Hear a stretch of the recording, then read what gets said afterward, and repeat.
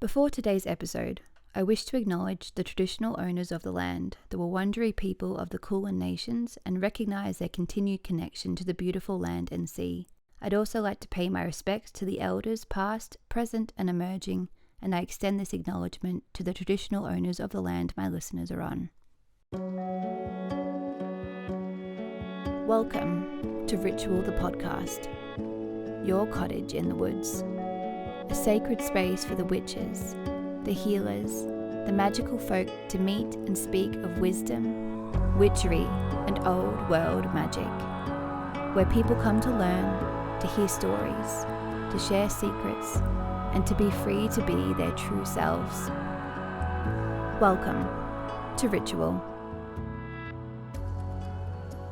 Hello and welcome back to Ritual. My name is Amy Harvey and I am really excited that you are back. Now, before I jump into this episode, I just wanted to take a moment to say a really big thank you. I get a lot of messages from you guys, but recently I have been getting a lot more because you have been listening to this show, and a lot of people have been taking the time to message me to say thank you for making the show and for telling me that they really enjoy it and that they're getting a lot out of it. And I just wanted to let you know that like truly means the world to me. It really does. Like, you know, sometimes when you work by yourself, you have your own business, it can often be quite lonely. And the only interaction you often have is with people online. You know, sometimes you do events and you get to see people in real life, but majority of the time it is quite lonely. And sometimes, especially doing things like a podcast, you don't get that immediate, I guess, like interaction or feedback from people. So to get messages saying that you're enjoying it and that you are learning or you're getting something out of it, or you found something funny, or you found the story scary, it's just really cool. And like, I know it's easy to say, like, you know, as a response, like, thank you so much, that means so much. But I just wanted to take this opportunity to say that it really, truly, truly, truly means the world to me. Like, you know, I wanted to create this podcast to normalize being a witch and to make it fun and a safe space and a place where people can go to kind of fill up their witchy soul. And I really hope that I'm doing that for you. And so, yes, thank you so much. I'm rambling now, but I just wanted to say thank you so much for all your messages and your support. It's amazing. It truly is. Now, my guest today, you may have seen me chat with her a couple of times on Instagram, and that is Sarah from the Apprentice. She is a beautiful friend of mine. We actually met over Instagram, funnily enough. That's the power of social media, is that you can meet people and really click and not even have seen them in the flesh. I mean, we met doing an event once, but we had been kind of talking before then. So yeah, I don't know. It's kind of funny how Instagram and stuff works, isn't it? That you can just like create these friendships and never really meet the people in real life. But anyway, that's how I met Sarah. And she is hilarious. She is, I mean, you saw some of the messages between us, like, probably shouldn't go there, but she's a real legend. And I just wanted to say, as a little side note, that this week is actually her birthday. So that was a total coincidence that her episode happened to fall on this week, because we had filmed this weeks ago. And I'm so organized that I've done these weeks in advance. But yeah, so it's her birthday. So this is kind of like her worship week, isn't it? We can all sit around, listen to how amazing Sarah is. And if you totally vibe with her, you know what? Jump over to her on Instagram and say happy birthday, because she's an Aries. You know those fire signs. We just need a little bit of extra acknowledgement and love. But anyway, let's jump into the new chat I'm having with Sarah. I hope you enjoy it. And enjoy.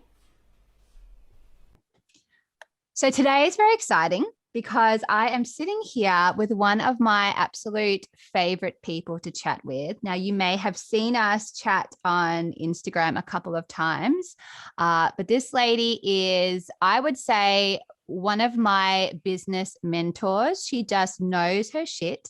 She knows what she's talking about. She is an amazing witch. She's an amazing mom, and she just knows how to run a business. And not only does she have one, but now she's got two, and she's just all things good. I have massive respect for her, and I'm so excited to chat and learn a bit more about her today. And that is Sarah from the Witch Apprentice. Hello. What an introduction. It's all lies. It's all lies. You paid me to say that. Thank you. Thank No you for saying all that worries. amazing stuff. Well, it's true. I mean, I've messaged Sarah all the time, especially in regards to business stuff, going, I don't know what to do about this. What do you think? And she just like, I mean, you may be lying, but to me, you sound like you know what you're talking about. I literally have no idea what I'm doing. I'm winging it. I'm basically winging life. Well, you're doing a good job. Thanks.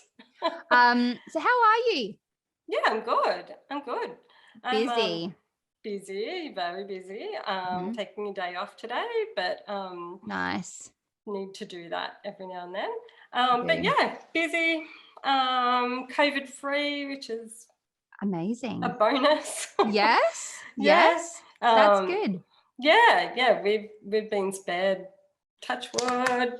Yeah, we have as well, actually. I mean, we're going now. Are we just those people that are like asymptomatic and we've had it and don't know? Because That's what I was thinking. Yeah. I know this is purely anecdotal, but when I have the vaccine, I have zero side effects.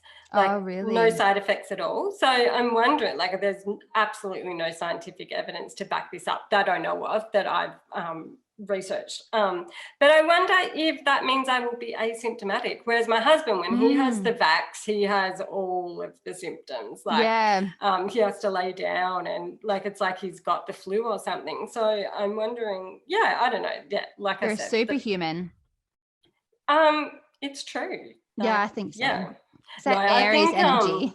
I think our turn will come winter when it's our peak time. I don't think there'll be, especially with Daisy at kinder and Hazel at school. I just don't. Yeah, it's only a matter of time, basically. But yeah, we've been lucky so far. That's good. I'm glad to hear it. Yeah. Now, I always like to start off with this question because I always find it really interesting to see how people go about their day. But do you have a morning ritual? And that could be like a magical one. It could be mundane. It could be a bit of both. But is there something that you do to start each day? Yeah, so I wake up and scroll Insta. That's my wish. Insta, Wordle, and then maybe Facebook if I've got time. Nice. No, jokes aside, I do have morning ritual and like there will be, as a mum with small kids, sometimes things get out of hand, but I always try, even if it's after I've got the kids off to school or kinder, I come back home and I do my little rituals. I just do a grounding and centering ritual. Burn incense. I love burning incense, and I just sit at my altar and do my grounding and centering, and then I do my card pulls. I have I have three now. Card. I just got gifted a new oracle that I'm just so drawn to. Like I never thought I'd introduce. I always had two that I've had forever. That I do a card pull from each, and one is from my one of the deck of cards is a message from my spirit guides and angels, and then the other one is a message from my fae guides. And then my friend Ash gifted me this beautiful unicorn. I saw that. Yeah, that is so nice. It's gorgeous. Just the other week, and I don't know, I know how she knew I'll be drawn to it, but like, yeah, I just never thought I'd incorporate another deck. And now, I'm coming to learn about my own personal unicorn, which is pretty exciting. So Cool. I do one card pull from each of them, which is a message for the day.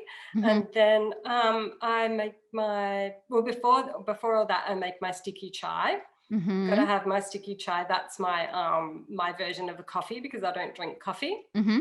And then, so once I've done my card pulls, my chai will have cooled down, and then I drink my chai at my altar and just have a little bit of a very quick rest before I get going for the day. But yeah, cannot get by without that chai. Yeah. It's got to be sticky chai, like made. I brew it in a Mm-hmm. milk dish, and Yes. it's not a quick process. It takes about Mm-hmm. 15 to 20 minutes, but Yeah. it's well worth it, and it gets me through the day. I don't feel normal until I've had my chai. It's Beautiful. Tea Thief, I think, is the brand. If anyone wants a really good sticky chai, Yes, I'm always on the hunt for a good chai. it's amazing. It's so good. Get some of Mhm. theirs. It's I think that a couple of Torquay girls, and they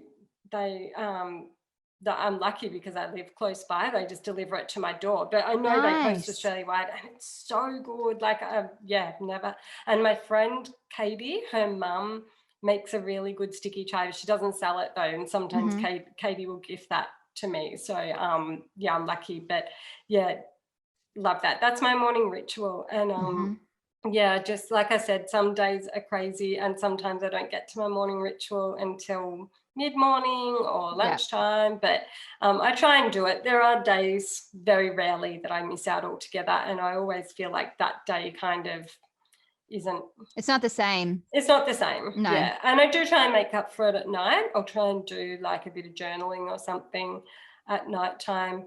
But yeah, I think morning rituals are really important, or just a start of the day ritual, whatever your start to the day is. I know a lot of people work night shift, etc., and don't have the the privilege of time Mm, in the morning. So I just think implementing something totally. your daily routine and try to get it at the same time each day. It's just so Mhm. important. I totally agree. I know the days where if I've like slept through my alarm, or because I try to get up before the kids, I really need that alone time for me. I Yeah. need that kind of reset and all of that.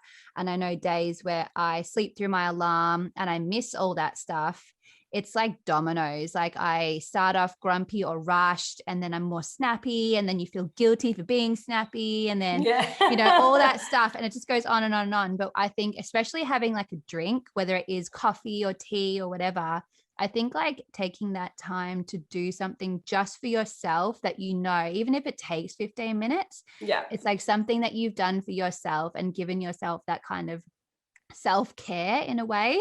Yeah, You start off definitely. with that Yeah. like gratitude of like, oh, this is so nice, I feel really good.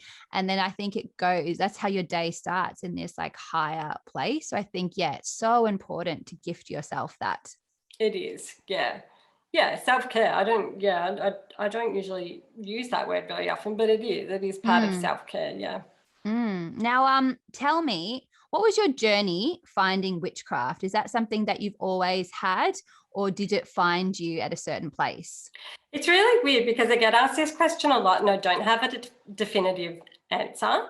Um, and like you hear other people, especially witches in business, talk about their moment. Yeah. Like, oh, I was in the woods and I stripped down naked and did a dance, and that's when I knew I was a witch. Like, I have nothing like that. I don't have, I wasn't brought up in a family that really was connected to nature, but I always felt connected to nature myself.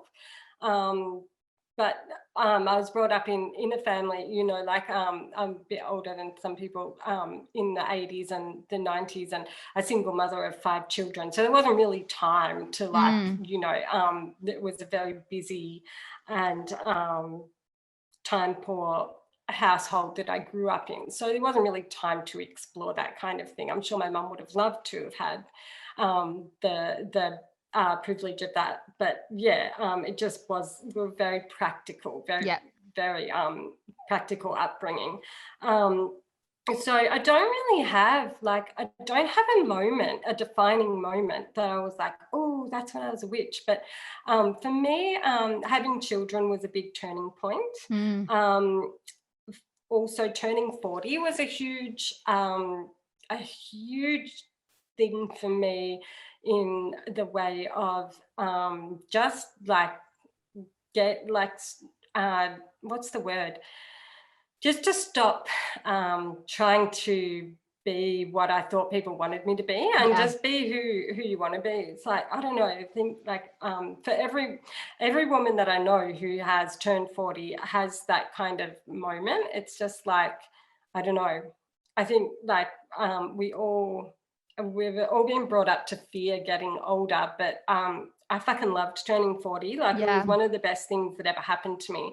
It's been a few years since now. I'm like mid-40s now. But that was a huge thing for me. But I think that it's important that, especially for new witches who are like me and who weren't brought up, it's not important how you got here. It's important. What's important is what you do once you realize you're a witch. You don't have to have that cool story. What's important is that you got here, you understood that this is what you're meant to do, and now just try and do good work, and try and use your witchcraft to do good things, and try and heal others, and heal the earth, and heal yourself, and all that kind of stuff. I think it's really important that you don't have to have that story. But I've thought about it a lot, because especially I get asked it so many times, but and there's little things that I can pick out that I started being drawn to certain things, and but there's no real. I'm sorry, I'm so boring. No. I don't think it's boring, because I think a lot of people have that. And I know for me, again, I didn't have my running naked in the woods story either. But I have found that it is a very common theme when people become parents, or they turn a certain age and it could be 40, it could be 30, it could be whatever. But they start to look at life differently, because as a parent, you don't have time for bullshit. And I really felt that, when I first became a mum, there was so much drama and stuff going on in our lives. And I was like, I just don't have the energy for this. And so I just started doing things that made me feel good, but it also made me realize that I wasn't really feeling that good, because something was missing. And you do have that kind of crisis of, who am I? What do I need in my life? And I think that's often when people go, okay, well, I'm just going to have a real self-discovery. And that's when they do go, wow, this is me. This is what I am. Yeah, I was always growing up, I was kind of brought up Catholic, and I was always drawn to the religion, but I just didn't feel like it gave me what I was seeking. I knew that I had faith to direct somewhere, but I just didn't, even though, and I still have my Catholic saints that I pray to. Saint Anthony is a huge part of my life, but Catholicism as a religion doesn't really sit with me. Having said that, I send my child to a Catholic school. That's because it's an amazing school. That's not, and we say to her, it's up to her what she believes. She's starting to learn about Christianity, and she'll come home and talk about it, and she'll say, is this what you think, Mum? And I'm like, look, it's not what I think, but we'll let you make your own decision on that. It's up to you. It's up to you what you want to believe. But I think it's important that people witches don't have to feel like they have to justify why they're a witch. There's no witches council that are going to come and tick off a list. You don't need to justify anything to yourself or to others. So I think it's it's an interesting question. I can't really answer it. Sorry. No, don't be sorry. Is there a particular part of witchcraft that you're especially drawn to? Like, I know some people are really into working with crystals. Some people work, with the fae or tarot. Like, is there something in particular that you really love the most? Yeah, I do love working with the elements. I love working with fire. Fire is an element that I'm extremely drawn to. So anything candle or fire related is a big part of my craft. And also I love incorporating heaps of tools into that, like herbs and crystals. I'm not a huge wealth of knowledge on crystals. Like I know the ones that I work with, and I know the ones that I'm drawn to, but I'm not specifically a crystal witch. But yeah, I think fire is my main, and spellcraft. Like I think that's another thing. Like a lot of witches or people who are drawn to this path feel that they have to do spells, and you don't have to do that. Like if that's not something you feel comfortable with. But spellcraft is something that really I really love. I love making up my own spells. I love following other people's spells. And yeah, something that I find I have a lot of power in when it comes to my craft. Well, a lot of people are drawn to journaling. I'm not really much of a writer, so that I do journal, but I don't. It's not like my main source of like manifestation or something like that. But and then other people are more drawn to cards and love to do that side of things, like divination and but yeah, mine. I'm a very hands-on witch. I like to always be creating and making and doing. And spellcraft is very much like that. So, do you follow the Wheel of the Year? I do, but I have found the last 6 months, like doing the subscriptions, has it's really taken me away from celebrating each turn, which I've really missed. But it's just because I'm just so busy, and I just it's just where you're at right now. It's not a forever thing. It just sometimes that happens. Yeah, but I do follow the Southern Hemisphere Wheel of the Year, definitely. Is there anyone in particular, any Sabbath that you really connect with? Each turn, I'm like, this is my favorite. Yeah, I'm like that too. So bad. But I really do love Beltane. Am I saying that right? I don't know. As a deaf witch, I don't know if I'm ever saying that. Yeah, you're good. I really love Beltane. The only thing I don't like about Beltane is I get real antsy around that time of year. Like it's like I'm on edge, like waiting for something to happen. I don't know if it's. I think it's like the fae energy. Like, what was that? Sorry. You think it's this the fae energy? Because I know there's a lot of fairies. Definitely. I also love Litha, and I love Marbon. So there is probably the one that affects me the most is Beltane. Definitely, I'm most affected by that, and I really, really wish that we could celebrate Easter then. I mean, I know that we can. I know, but I mean, as like commercial Easter, like I wish we could go out and buy Easter eggs. I know. Yeah, like it really. I'd love to spend a year over, like where my ancestors are from, to really connect to that. The Northern Hemisphere, the witchy world and the commercial world of each holiday. Like I would love to do that.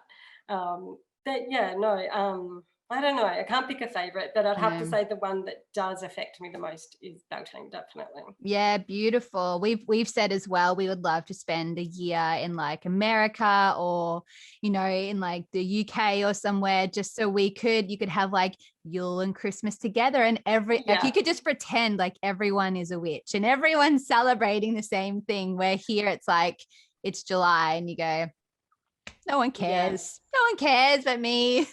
I'd love it. My ancestors, not all of them, but I have a ancestor line in Cornwall in England, and I would love to go over there. And it's really weird because living over here, I've always been drawn to the beach, and I'm not like water is not really an element that features in my chart at all. I probably need a little bit more of it. And I'm not a strong swimmer. Like I don't know what it is about the ocean, but I'm always drawn to it. And like where I live now is very close to Torquay and the Surf Coast. And yeah, like a plan is that we will live. My husband was born and bred down there, so the plan is to get back down there once the kids are a little bit older. But it's so weird when I found out that a lot of my ancestors came from Cornwall. I was like, that makes sense why I'm so drawn to the ocean, because I'm just it's in your blood. Yeah, it's in my blood. And I think, yeah, I'd love to. I've got to go deep. I don't have much on my father's side, but my uncle, my mum's brother did a lot on his side, and I don't have that on. I have a hard copy of it, which is really hard because it's like massive, and I've got to have a massive table to like roll it out. But I have the digital copy of my dad's side, and that's why I know the Cornwall reference. But yeah, I'd love to go over there and just explore that. Maybe, yeah, when I retire or something. Cornwall, that's like one of my top 5 places I want to visit, because it's just like such a magic spot. Like they have so much connection with fairies and mermaids, and there's like a witch museum there. I'm just like, I need to go so much. I've never been. I didn't, when I went to Europe, I didn't really spend much time in the UK, which is a bit of a disappointment, but yeah, we'll definitely get over there at some stage and go deep. Yeah. I love it. Yep. One day. One day. Now, how did the Witch Apprentice begin? What was your journey into starting? Because I know you had a business before that. So how did you make that switch, and how did the Witch Apprentice be born? It's a while ago now. It's really hard to remember.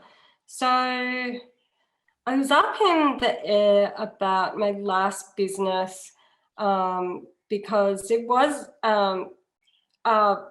a successful business, and like with each business it becomes your baby, and I invested so much time, but I just didn't love it, and I didn't really build there's going to be friends out there saying, like, shaking their head at this. I was going to say I didn't really build a very supportive or lovely community with that business, and there was a lot of I didn't really feel supported by peers, and I don't know, like it just there was a lot of things that I just didn't love it, and I can't remember how the Witch Apprentice came about, but I started playing around with I made a candle, because that was my old business, was candles.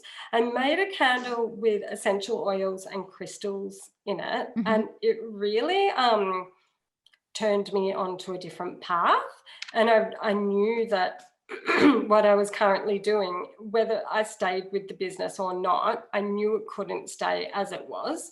So I thought about, I can't really, because it's so many years ago now and so much has happened since, I can't remember the exact series of events of how the Witch Apprentice started, but yeah, I ended up selling that business to start the Witch Apprentice, and it sold really quick. It was like everything fell into place for me once I made that decision, and it was like the universe was like giving me that that nudge in the right direction. The business sold really quickly. It sold to a really lovely person. She's still going with it. Everything happened. I was running with another name for the Witch Apprentice, and then the name The Witch Apprentice came to me, and what else? I found Jenna, Musings from the Moon, who does my graphic design, who is the look of the Witch Apprentice. And it was really lucky, like all those things that I didn't feel in my last business, I instantly felt with the Witch Apprentice. I instantly made great connections with other witches who were really lovely, and opened their arms to me into their community without really knowing me that well. And right from the very start, I've just felt supported and I'm repeating myself, but supported and welcomed. And that just made it, and you know, those people who did that back then are still my friends now, and still, you know, a part of the Witch Apprentice. I think, like, I was just really lucky with how it all started. But I think that was just like indicative of it was meant to be kind of thing. Like, it was. I think about all the struggles that I had with my last business and how much, not how much went wrong, but there was always, I always felt on edge, and there was always uncertainty, and I always felt like I had to look behind my shoulder type thing in that business. Whereas with this business, I have never ever felt like that. I've never felt uncomfortable. And I guess that comes from a place of being secure in what I'm doing. Totally. And happy. And I guess other people, like my peers, can see that. Whereas in the last business, I think I did feel insecure. And that's not a feeling, being the Aries bitch that I am, that sits well with me. I don't feel like when I'm being insecure isn't a trait that I usually have. So it was so something was obviously off. Something was off. So it was just a really it's hard to remember now, because it was a long time ago. Like, I can't even remember what year it was, maybe 2017 or 2018. A lot has happened between then. And a lot has happened. 2020 happened. And I feel like the world is split in two. It's like, you know, like AD and BC and AD. I feel like before it's COVID like and after COVID. Pre-2020, after 2020. Like, I feel like right? so much has happened. But it was a really, really smooth and easy path to get this business up and running. And I felt so confident in what I was doing, and I felt really really excited to bring, like, the idea that I had to the world. And I didn't even really know what the idea was. I was just like, people would be like, what do you do? And people still ask me, like, my husband hates the question, like, what does your wife do? It's like, I don't know that it works. But just look her up on Instagram. Yeah, exactly. He does. Like, this is her Instagram. I still don't really know. Like, I don't have a definition of what I do, but it was just like, I just knew that it was all going to work out, and it did. Like, it was just, and you'll find that as well when you go onto that path that you're meant to be on. It's like, you know, when you're at the airport and you go on that, what is it, an elevator or something, where you walk quicker on the footpath. It's like you go on that because the universe is like, yep, you're good. But often when you either feel weird, or there's just like, seems like one thing after another keeps happening, it's like, that's when you really need to go, maybe I'm going down the wrong road here. It's a big difference. It was it was strange. Like, I don't know, but it was a really like cool time. Like, I don't know, and I was lucky in that I had a business before, so I was able to bring all the experience that I'd had. I knew what to do and I knew not what to do, and I had a very, like, my instincts were very good with filtering out people who I knew. Like, I had that I could just filter, like, the bullshit filter. Like, I knew, like, if someone wasn't genuine when they were talking to me, so I just wouldn't pursue that relationship. Like, I would just be like, okay, that's just strictly business and we'll just keep it at that. But then I could really I had a really good instinct for who the genuine people were, and I knew who to how to suss out that kind of thing. So that was very lucky. And I think also having the old business given me a thicker skin. And I don't take things as personally as I used to with my first business. I used to take things really personally with that business, but with this one, I just don't. I don't let things get to me as much. Yeah, beautiful. Yeah. And how did Laloon come about? That was actually Katie, who I spoke to, my friend who I spoke about earlier, who is from Castleton Collective. She does ceramics. She actually came up with the idea. Really? We were at work one day and she's like, you should do a subscription, because I think she was thinking of doing a ceramics subscription box. Yeah, cool. She's like, you should do a subscription. She's like, people would go nuts over that. And I was like, no, it's too much work, blah, blah, blah. And then she planted the seed, and then I just went with it. But I wanted to, and there's so many subscription boxes out there, and they're all amazing. All of the subscription boxes out there, like what are they, like Goddess Provisions, and there's so many. I can't sit here and name them all. There's another one, what's it called, that is like a moon related, it's a big one.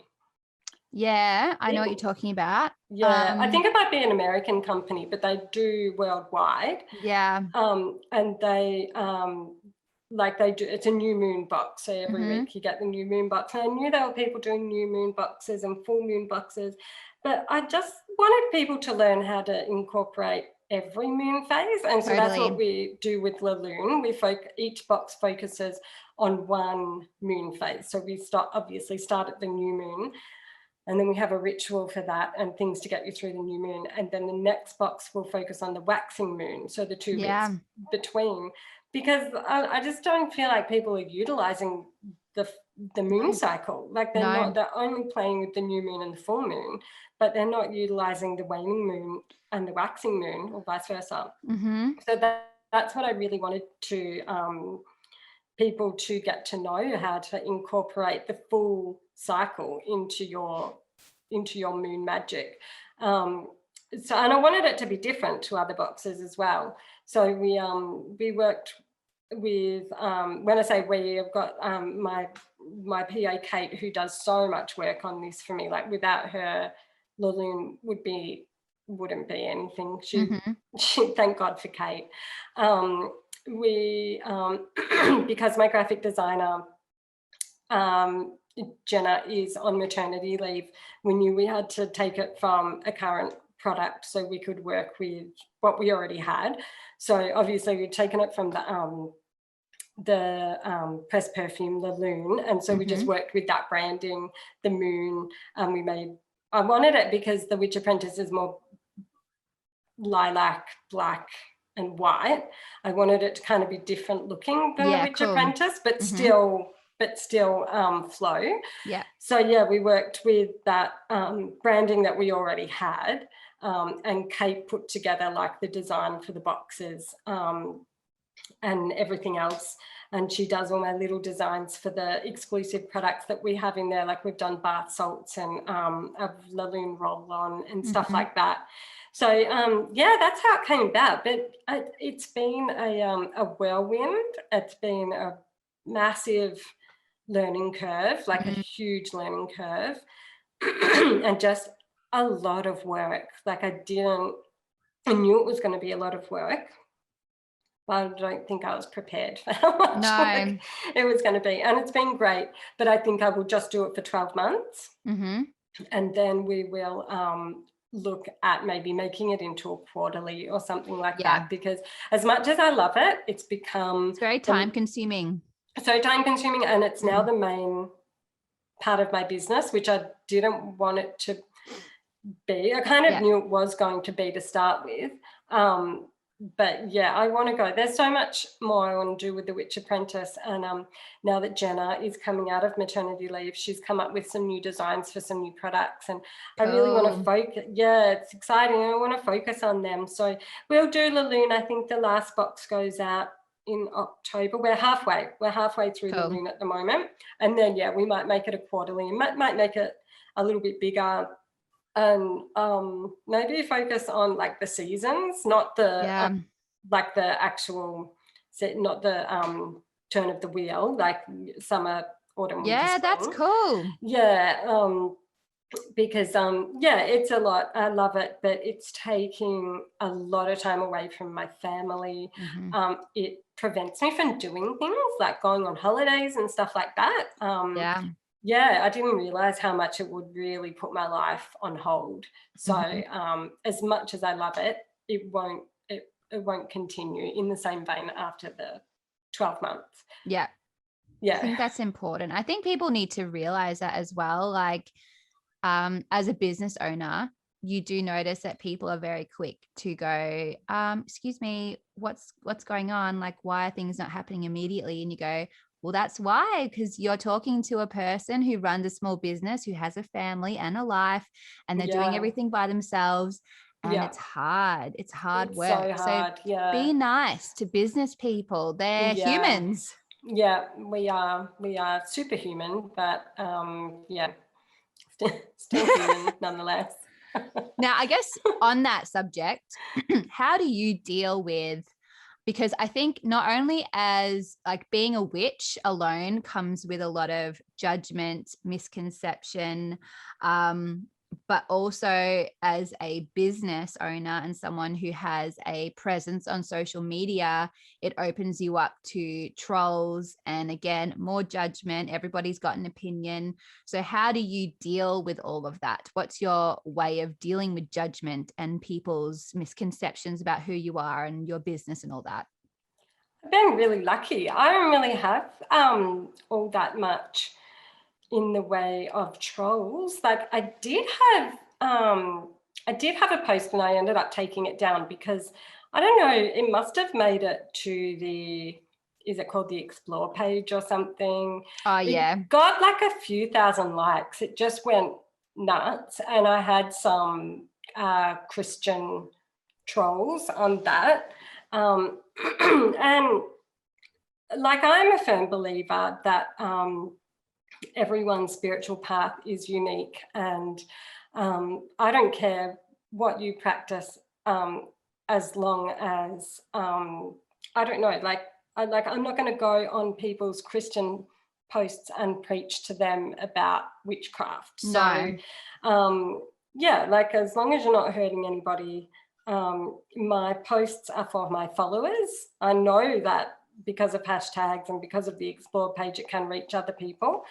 So because it was getting pretty heated on that post, I ended up taking it off my grid because I just didn't feel it was necessary to spread that kind of. No. Well, that's your space as well. Yeah, exactly. So that was really the only, with trolls, the only problem that I had. As far as people, like, what was the other part of the? About dealing with judgment or a misconception about being a witch. Yeah. So I don't really care what people think of me. I love that about you. I love that you, like, I always say this to Patty, and he's even like picked this up as well. You just like don't give a shit, and I love that about you. I really don't. I love it. Like that's my Aries. Yes, coming out. I saw this like meme or a retweet or something. Someone said, "What people think about you is none of your business," and I totally agree with that. Like what you think about me, it doesn't concern me. Like you're allowed to think whatever you want. I'm not like, I don't have that innate want for people to like me. I've never been that kind of person. I kind of like when someone doesn't like me, I'm like, okay, cool, tick them off. One person I don't have to worry about. Like I'm busy. I'm so busy. I can't make time for my friends. I'm not going to make time for my, like, trying to convince my enemies to like me. Like, I just don't give a shit, basically. I actually kind of feed off it. Like, you've probably noticed that Yeah. too. When someone doesn't like me and like they're like saying shit about It brings me, you like, joy. power. It's just power. Like, yeah, I don't know. I get a buzz out of that. It's so fun. You know what I find is so funny is both of us are fire signs and we have this like Leo versus Aries little thing going on. Yeah, but yeah. I think it's so funny because as an Aries, if someone insulted you, you'd be like, I honestly don't give a shit. Where if someone insulted me, I'd be like, oh my God. How dare you? What do you mean you don't like me? And I know, like, I am well aware that I'm not everybody's cup of tea, and I'm totally fine with that. Like, I just don't have the energy to make people like me or try and change people's minds about me. But I do, like, definitely feed off it, especially if it's public. Like, if someone goes public with which I don't actually think I've really had anyone do anything like that for me, but when they're taking the time to like sit down and write me a really long DM about how they don't like me, I'm like, thank you, I have the power here. Like, you have taken an hour out of your day to dedicate, and you just like it to so your it's like, energy to not liking me. I'm like, that energy that you put into not liking me is like, I'm like benefiting from that. Don't you That's understand? so funny. So yeah, I just don't give a fuck, really. Like, I love it. And I think like you're the kind of person that would respond like, okay. Yeah, and they'd be I like, do. what? Or like, I just like the message, like just a love heart, double tap, or I don't respond at all. And like, you leave them on scene. I'm surprised I don't have more Sagittarius placements because I'm very good at ghosting, like really good hate at ghosting those people. They're so annoying. Yeah, like but yeah, I've got like poor Katie. I'm talking about Katie a lot today, and she won't mind me saying this, but yeah, she's always like, she's like, I've got that need for people to like her, and she's an Aries. I'm like, Katie, you got to embrace that fire, babe. I like, know. Just all it means is that it's just one less person that like you have to talk to, taking up your time. Like, yeah, don't worry about it. So yeah, and my way of dealing with that is harnessing their energy to to make me a more powerful and popular witch. So, I love it. So I think that's what I'm going to be like in future. If someone sends me a mean message or they do something to like shit me on, I go, what would Sarah do? WWSD. Yeah, what would Sarah do? I love that. Sarah would do fuck all. That's You'd say, I don't give a fuck. Sorry. I love it. It's so good. But yeah, no, I have been, on that note though, I have been super lucky. Like I've said, like, I'm not immune to it. Like, I have had incidences where, yeah, like, you know what? It's bad when it's a friend. Like when that's different. Yeah, someone who you've had a relationship with, that would affect me definitely. If it was someone who, you know, I had a close personal relationship, someone who I trusted and who I thought was an ally and someone who I could trust, then that would hurt me. But yeah, otherwise, yeah, I don't really care. Even then, I'm trying to think of a circumstance that yeah, I don't know. I'd love that. Why can't Leos be more like Aries in that way? Why are we so bloody sensitive?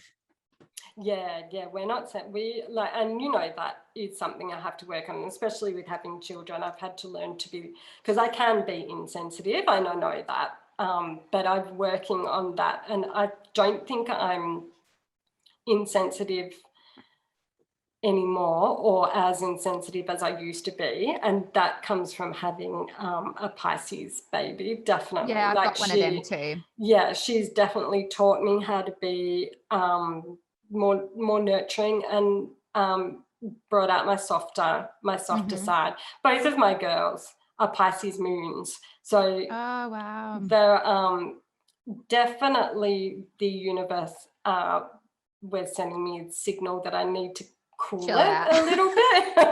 Be nice, Sarah. Be nice. Yeah, come on, just be nice. And having to deal with them, like my second daughter is a Gemini, so we vibe like that. Like I love, everyone hates Geminis, fucking love Geminis. Like I think Geminis are amazing humans. I think they're like maybe the Aries of the air signs, like they just don't give a fuck. Why do people not like Geminis? I don't think I've ever had a bad experience with one. Yeah, I think people think they're two-faced, and I think that can come out in some instances. But what I find more about Geminis is not that they're two-faced. It's like they're split personality. It's like 1 minute they can be, wow, yay, have a party, and then the next minute they're like, and like have a tantrum. This is like from a child's point of view, probably adult as well. But yeah, I really vibe with gems. Like I just think they're they tell it how it is. They're not afraid to speak their mind, and they're fun. They're so much fun. Like I really like Geminis. But so my youngest is a Gemini. My oldest is a double Pisces. She's born on a new moon. So the universe was definitely telling me that I need to cool my jets a bit. And they are teaching me to be more sensitive, but still, like, there are still some people out there that just don't deserve my time. They're not worthy of my time, so they're not going to get it. Totally. I was talking to Poppy about this. She's a Pisces and she is in grade 1 and she was having some issues with bullying, which is insane for grade 1. But anyway, and we were saying to her, a lot of the time you're going to meet people who are dickheads, and it's not just at school. You know, you're going to go to high school, it's going to get worse, and then you move into being an adult, and unfortunately they're everywhere. So the best thing that you can do is not give people who bring you down any energy at all, because at the end of the day, they feel good and you feel crap. So the best thing you can do is to completely just do not engage. There's power in walking away. Just don't engage. Nah. That's the thing. That's like, there are certain, I think there's so much you can get from all different types of emotions, but there are certain emotions that you should never engage in. And one of them for me is jealousy. I find that the most useless emotion. The only person it hurts is the person who is jealous. That's the only person. So I've never been, not jealous by nature. I've never have been, even when I was a kid. Like I don't engage in that emotion. And I try and tell my kids, like, it was really funny because Hazel just recently had her birthday and Daisy felt jealousy for the first time because Hazel was getting all these presents. We had that as well with Poppy and Noah. Yeah, and she's never been like that before, and she didn't handle it well at all. She's like, Mom, I don't like feeling like this. And then she'd come up to me, she's like, Mom, I'm feeling the jealousy again. And I'm like, just don't, like, it's going to be your birthday, because her birthday's in May, obviously. I'm like, it's going to be your birthday soon, and then you'll get heaps of presents. And yeah, it was really funny, like, trying to tell a kid how to disengage from wanting something. And just be happy for someone. How to navigate that emotion. But it's just, I always try and tell people, like, that it's just the most useless emotion. Like, there's just so destructive. So many, so self-destructive. There are so many other emotions that are negative, but we can get, like, anger. Anger is a good emotion because you can like, it can give you an outlet. But you know, there are negative emotions that are good, but jealousy is just one of those emotions. It's almost like a poison, isn't it? It really just something that you've drank yourself, and it's just going to destroy you. Yeah, it really is. And and all it does is make the other person stronger, whoever you're jealous of. Totally. Because, like, we all love it when someone's jealous of us. Like, we're like, I don't know, it makes us feel stand up taller. Yeah, exactly. So I don't know how we got onto that. No, I don't know. But nonetheless, don't be jealous, people. Don't be jealous. So do you have any advice for people who are wanting to start their own business? And this could be just a business or a spiritual business in particular. Yeah, I don't know if I'm one to take advice from, because I'm like, even all those nice things you say about me being a great businesswoman, I don't feel that I am. Like, I'm terrible at, like, I'm terrible at business. I think The reason sometimes. I say that is because obviously you've got a good following. The things that you do, people love, they really resonate. But also, I think you have a good support network, which means you're obviously a good person. But also, you navigated through COVID, which, as a small business myself, it's hard to do that. It was a really big hurdle. And I think being able to do that, it really shows your work ethic. It's not just your business skills and what you know about business, but how you work through difficult situations and how you keep people like on board. And I think all of those things you totally possess. And that's why, to me, you are a good business person. Thank you. COVID kind of gave me no choice to take the Witch Apprentice on full time. Before that, I was working at Maya and absolutely loving it, and like had every intention of having the Witch Apprentice as just my little side passion project, like just my little, my little thing. And then COVID hit and I was forced to make a living out of this. Not forced, like that's the wrong word, just pushed into making a living out of this. And I was just really lucky because now it is my full-time job, and I tried to go back to Maya, but I don't have the time to do Maya. But yeah, it's really weird how it happened. It was kind of all taken out of my control. But I don't know, any advice I'd give people is just try and be original. Try and stand out. No one's gonna want another Wiccan sage. There's already a Wiccan sage. Nobody's going to want another, I don't know, whatever else. So it's like, just do your own thing. And I don't know, like, yeah. People can sniff that off a mile away. Like, the reason why my business works is because it's me. The reason why your business works is it's you. So if you try and be me, you aren't going to do a very good job, and people will go, I don't find you genuine. But if you go, well, I'll do it in my own style, the people who don't mesh with me, but may with you, they'll go to you and you'll grow from there. Like, you don't need to copy people. No, definitely. And the community is so welcoming and so supportive of other witches, and like you just said, like, if so many people will message me and say, do you have this? And I'll be like, no, but the spiritual toolbox does. Or like, no, but go to Nature Umaga. Like, I'd always, like, if I don't do if someone says, do you have this, it doesn't make me go, oh no, but I'll make it. Totally. I'll be like, oh no, but I know someone else who does. Like, don't think you have to do everything the same as everyone. The main advice is, like, don't, and it's a bit weird coming from a business point of view, but try not to see it as making money. Just try to see it as doing what you love. And just be authentic, because if you're not authentic, people are going to see straight through you. Get a good accountant. Like the actual business side of stuff, like the serious stuff. Get a good accountant, and that's and a good website, like an easy to navigate website. If I could, like, the one good thing about selling my last business and coming into the Witch Apprentice, like I was able to invest that money that I sold my last business from into the Witch Apprentice. And one of the biggest things and the best things that I did was pay someone to do my website. If you shop around, it's not overly, I think people think it must be a really expensive thing to do, but it's not. And these people, like, and Kate, who is my PA, that's what like, her original business was, and that's how I found Kate. Because her and her husband designed my website. And it's, like, if anyone wants a recommendation, the Zappa Lab, they're amazing. They're really, I've put so many people onto them. They're, they're affordable. Like, it's not an overly expensive thing to do.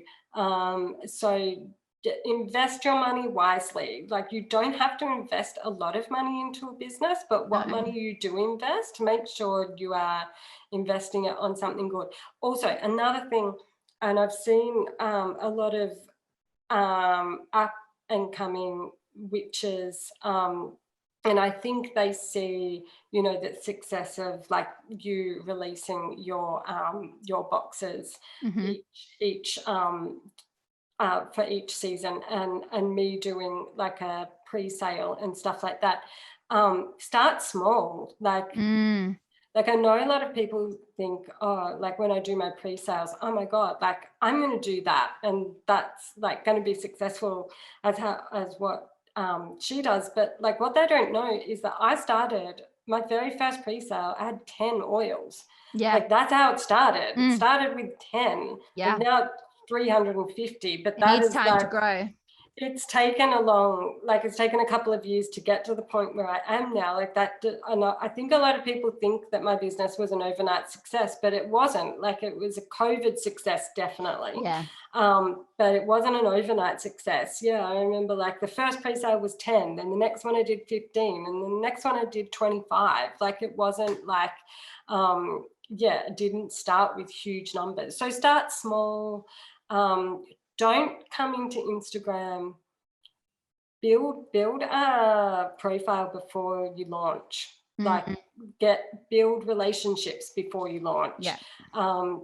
Get a little bit of, like I did that with the Witch Apprentice, and then by the time I was ready to launch, people were really excited for it. Like I'd share little sneak peeks and stuff like that. Like get people interested in it, make relationships, and build friendships with people who will share your product, so you reach a wider audience, that kind of thing.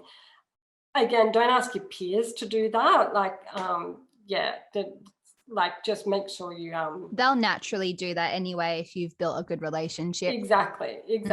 Yeah, but yeah, it's just little things. I don't know if I have one like golden egg of advice. No. But just so I could be here forever. Like with totally. There's so many little things. I think what you said before is really important as well about, if you don't have it, you pass it on to someone else. And I think a lot of the time there are people who start these businesses and they see everyone else as a competition. And it's really not. It doesn't have to be. And I think that's almost, I would say, in a line with jealousy, because they have something you don't and you need to be better than them. And I think it really puts like a negative energy into your business because you're threatened by someone. And so I think you go. Sorry. My only competition is myself. Totally. Yeah, that's the only person I compete with. I don't compete with anyone else. I love my other witches. I love them. And I'm a very, very huge supporter of them, and I get that in return, and it's it's really rewarding. But I don't compete with anyone. There is no one I look at on Instagram and think I have to be doing better than them. No. Like the moment you're doing that, you're setting yourself up for failure. Totally agree. Yeah. And you can look at it from a larger scale and go, hundreds of years ago, if we were doing this, we all would have been burnt at a stake. And now we can do it, and people we all would have been it. And we all would have been friends. We all would have been a community. For sure. We would have been supporting each other. It's just I don't know. I don't like, I am a very competitive person with some things, but it's more like just trying to, like, for me, it's like, like going back to my pre-sales, like I have to do better than the last one. I have to, like, that's like my only drive is to better myself, not there's nothing wrong with that. Someone. Now I have to bring this up. I think you probably already know what it is, but we were doing a live once and this absolute gold nugget came out that was about Sarah. So what do you do on a Sunday, Sarah? It's changing up a bit because my family are getting a bit sick of it. So tell us, what did you used to do? What was your Sunday ritual? So every Sunday I bake a roast. I do a roast chicken. Yeah. And it's a very I just think it's a really cathartic way to start my week, because we do the roast. It's a feast for the family. It's also a feast for someone else, though, isn't it? I'm getting there, okay? Patience. And we it's just a family ritual, and we all sit down to the table, and I leave an offering each Sunday. Actually, we did it on Monday this week. We did it last night because it was too hot on Sunday. And I leave an offering for George Michael, because George Michael has always been a very big part of my life since the early 80s. And I listen to George Michael, and we as we eat, and I light a candle for him. And I just feel like I don't know if he connects to this ritual in any way, but it's just my way of saying thanks for the happiness that he brings me, especially at Christmas time. He's always been a bit of a presence in my life, but we are mixing it up, even though the place is always He's always welcome. George. Always set for George. We are playing different music because my family are getting a little bit sick of it. I don't want them to end up hating George Michael. So we've been playing, Hazel is right into Ed Sheeran at the moment. I got tickets for us to see Ed Sheeran. She's got to wait a year, which is like a lifetime when you're 8 years old. So we play a bit of Ed Sheeran. Lil Nas X comes up because Daisy and myself are a huge fan of Lil Nas. And what did we listen to this week? Awful Peck was played this week. So we are mixing it up a little bit. But then when you messaged me, was it last Sunday? I was playing George because the family were outside. So if the family's outside, George is on. Like there's no changing my mind. But yeah, we are mixing it up a little bit with some different artists, but the place is always set for George Michael. Always. I love that. That brings me so much joy that you do that, because I think like what a compliment to him that like roast is it's not an easy dish. It takes time. You got to put love into it, and it's for him. And I think like what a cool way to like respect someone that's meant so much to you. I Googled what his favorite dinner was. Oh my God. And this was after, like not like during, because I'm like, oh, maybe he doesn't even like roast chicken. And no shit, it came up that he loved roast chicken. The best. And I was like, it's just meant to be. But I just feel like George Michael was just someone, the kind of person that people should aspire to be. He was like, someone who was very, what's the word? Like he was a really good person. He did really well. He did really great things with his wealth and his privilege, and he was someone who recognized his privilege too. Like he's always very quick to recognize that he didn't that he had it pretty good, or like he came from he had a good upbringing and everything like that. So I just think he's someone that should be honored, because I really like George Michael. I love it. I just love his music. His music makes me happy. I love good pop. Like I love a good pop artist. Totally. Yeah, like that's it's not like my main genre, that's for sure. But like when a good pop artist comes along, I can definitely appreciate. You can have a jam. Yeah, definitely appreciate that that talent for sure. I love it. It's the best. The best story ever. Now I know we talked about your morning ritual, but do you have an evening one as well? Yeah, I do protection at nighttime for my kids and myself. It's not I might do a little bit of journaling, but I use my oils at nighttime. I don't really go into it because it's quite personal, but that's fine. Yeah, but yeah, protection is implemented at nighttime while we sleep, and then it's a quick one. It's not something I spend too much time on. Beautiful. But yeah, I do a nightly ritual. Nice. That's really nice. Okay, so to end, I have 5 questions for you, and they're kind of like a spitfire round. I'm questions. so bad at this kind of thing. I'm so terrible. I wish you sent them through to me first, because I know, like in an hour's time, I'll be like, oh, I should have said that. I should have said this. No. I'm not a quick thinker, but anyway, let's try. Let's give it a go. All right, number 1. What is a movie you could watch 1,000 times and never get sick of? The Holiday.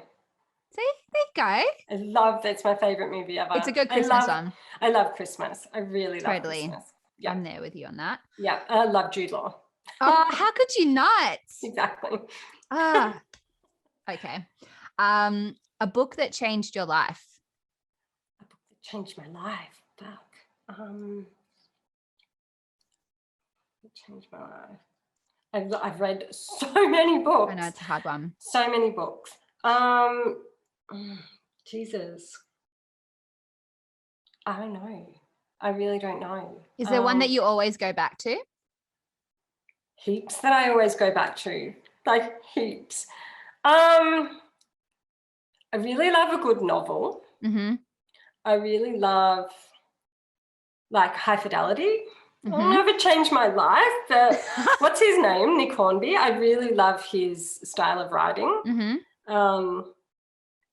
I don't know. I'm going to think of something later, and then you can put it in the notes. But yeah, I really do love anything by Nick Hornby. I think he's a really talented writer. But I don't know about change my life. But growing up deaf and living in a world before. When I say growing up deaf, I went deaf in my early 20s. Yeah. But, growing up in an era for a very long time that smart TV wasn't accessible, and closed captions and all that kind of thing that makes everything accessible for me now. Books were my entertainment, so I have read hundreds of books, so trying to pick one is really hard. But yeah, I know there's some authors that have really stood out for me. There's a really good one. She's only like more recent, Sally Rooney, like she wrote Normal People. But yeah, look, I'm just going to say High Fidelity for now, because my world growing up before my hearing world was dedicated to music. So we'll say that for now. Do you have a spirit animal? I don't really, because I don't really feel it's part of my culture. No. But I do have animals that I'm attracted to, for sure. Many, though. Birds are huge for me. Birds of prey, especially. Yeah. I see them everywhere. But even my husband is just like I'll be like, oh, eagle, and I know them all. Like I'm like, oh, a wedgie, oh, a peregrine, oh, like I just know which one's a which, and they are everywhere. Like my husband goes on a drive for me, and he's like, what the fuck? Like they're all why are all these birds of prey everywhere?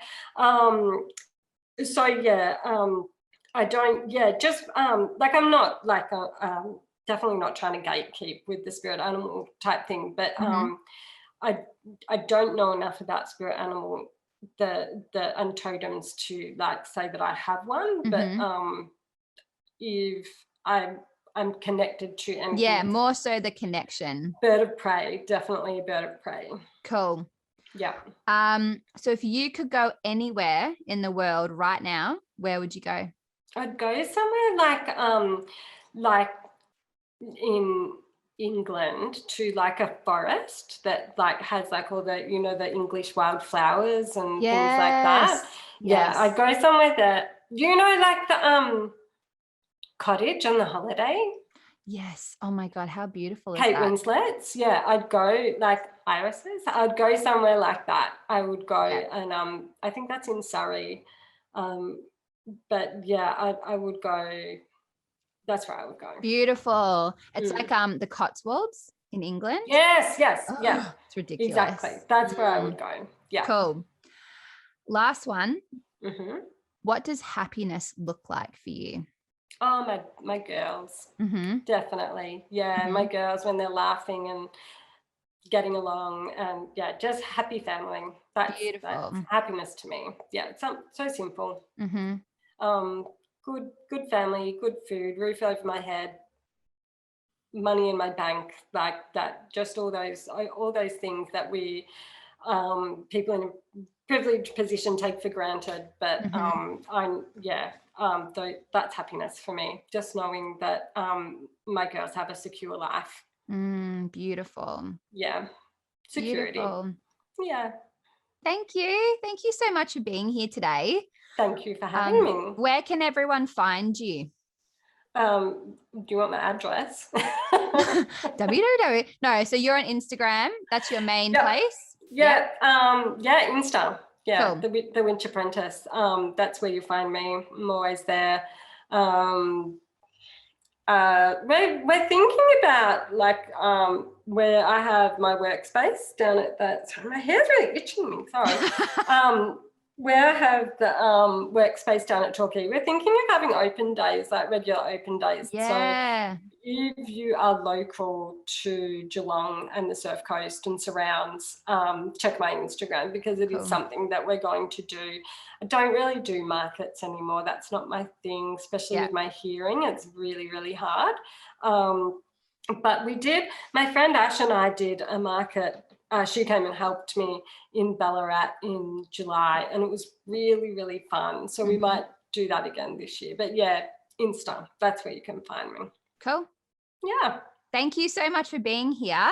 Thank you for having me. It's been lovely to chat with you as always. I know, it's always fun. And you talk me up so much, but you're doing amazing things as well.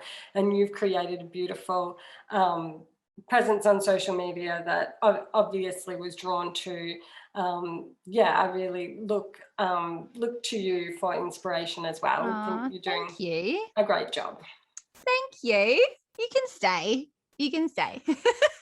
All right. Thank you so much. And everyone go and check out Sarah, because she's a total legend. Thanks, gorgeous. Bye. Bye. Oh, Sarah. Isn't she amazing? I always love chatting with her. It's the first time I spoke to her, I realized how easy it is to chat with her. Like, we just, there's just some people that, like, it feels like you're just automatically going into a conversation you've been having for hours. That's how I feel with Sarah, because she's just super easy to talk to. And I really hope that you guys enjoyed our chat. If you would like to see us in real life, kind of, or want to watch the interview instead of just listening, you can jump over to YouTube and you will find my channel under Rosethorn Cottage. I will be taking a few weeks off from my store, Wiccan Sage, so I'm going to be spending a bit of time creating YouTube content, which I'm super excited about. So hopefully that will start to be flowing through on YouTube there, and we can kind of get that space going a bit. So if you haven't already, definitely subscribe, because I will be putting more magic there. If you want some other places to find me, you can always see me on Instagram. Obviously, I'm under Wiccan Sage, and that's the same for Facebook. Or you can join our little witchy coven that we have going on over on Patreon. And that is also under Rosethorn Cottage. We're getting quite a little crew going there, so that's pretty exciting. But as always, I really hope you enjoyed this week's episode. And also, you guys totally love the spooky stories. I really enjoyed that too. So Patty and I have decided we are going to be doing more episodes with stories, but I think we're going to change the theme up every time. So in a few weeks, I think the new theme is going to be mermaids. I am a massive mermaid lover. I'm super, super attracted to them, and I have found a couple of stories and they kind of like blew my brain a little bit. So I want to be talking about them, and some of them got audio, so I'm really interested to hear what you guys think about it as well, because mermaids come with a big debate. Are they real? Are they not real? Kind of like divides people. So that should be a good episode, but that won't be for a few weeks. But I will be seeing you next week with Patty again, because we will be chatting all things Samhain. But until then, I hope you all have a really beautiful week, and I will see you soon. Bye.